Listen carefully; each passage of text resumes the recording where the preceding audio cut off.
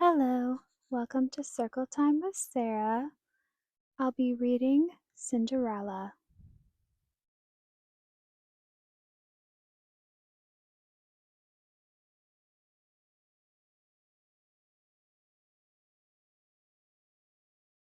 Once upon a time, in a faraway land, there lived a rich widowed gentleman and his beautiful daughter, Cinderella. Cinderella's father was kind and loving.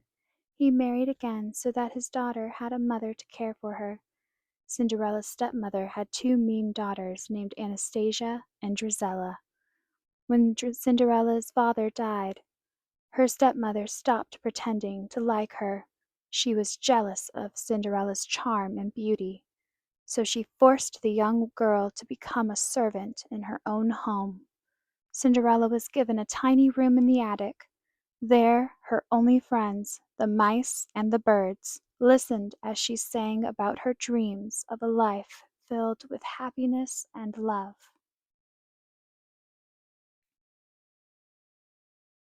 Not far away, in the royal palace, the king and the Grand Duke discussed the prince.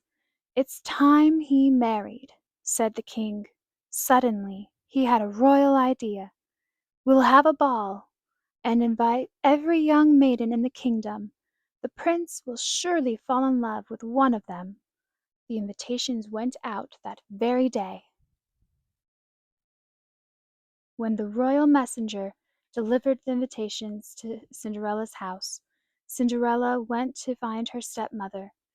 "There's going to be a ball at the palace," her stepmother explained, reading the invitation. "Every young maiden is to attend." "Why, that means I can go too," said Cinderella hopefully. Anastasia and Drizella shrieked with laughter at the idea. "Well," said Cinderella, "why not?" Her stepmother thought for a moment. "I see no reason why you can't go," she said slyly, "if you get all your work done." "I'm sure I can," said Cinderella, rushing upstairs to find something to wear. Cinderella opened her wardrobe and took out one of her mother's old gowns.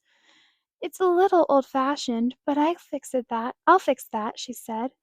"Cinderella!" shrieked her stepmother. "Coming!" called Cinderella. Jacques, Gus, and the other mice knew that poor Cinderella would never have time to finish the dress, so with the help of the birds, they decided to work on it themselves. They used an old sash and beads that Anastasia and Drizella had thrown away for the trim. Later that evening, Cinderella sadly returned to her room. She had so many chores to finish, there was no time to fix her dress. She looked out the window and saw the coach arriving that would be taking her stepmother and stepsisters to the ball. As Cinderella turned around, she suddenly saw the dress. "Surprise!" her friends cried. "Oh, it's wonderful!" Cinderella exclaimed. In no time at all she had slipped the dress on and was running downstairs to the carriage. But when Anastasia and Drizella saw Cinderella looking so beautiful, they were filled with jealousy. "Why, you little thief!" Drizella cried, seeing her gold beads. Then Anastasia noticed her sash. "That's mine!" she yelled, grabbing the sash and ripping Cinderella's dress.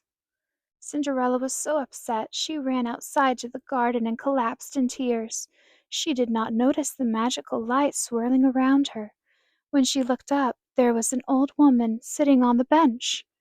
"I'm your fairy godmother," the lady said kindly. "Dry your eyes. You can't go to the ball looking like that. Now fetch me a pumpkin and hurry. Even miracles take time." Minutes later, the fairy godmother waved her magic wand over the pumpkin. With some magical words, the pumpkin changed into a sparkling carriage. "Now," the fairy godmother began, "with an elegant carriage like that, you simply have to have mice." With that, she waved her wand over Gus, Jacques, and their friends, and changed them into proud white horses. By the time she was through with the farmyard animals, there was a coachman and a footman too. Then, with a final wave of her wand, Cinderella was dressed in a beautiful ball gown and lovely glass slippers. "Oh, thank you!" Cinderella cried, stepping into the carriage. "It's like a dream come true." "I know, dear," the fairy godmother replied. "But remember, you only have until midnight. On the last stroke of 12, the spell will be broken, and everything will return to the way it was before." At the palace, Cinderella entered the glittering ballroom. Glancing up, the prince saw her and fell in love at first sight. He took Cinderella's hand and led her to the dance floor. Dancing in the prince's arms, Cinderella felt as if she was floating on the air. Suddenly, she heard the clock chime. "I must go!" Cinderella cried as she fled down the palace steps. "Wait!" called the prince, but Cinderella didn't stop, not even when she lost one of her glass slippers on the steps.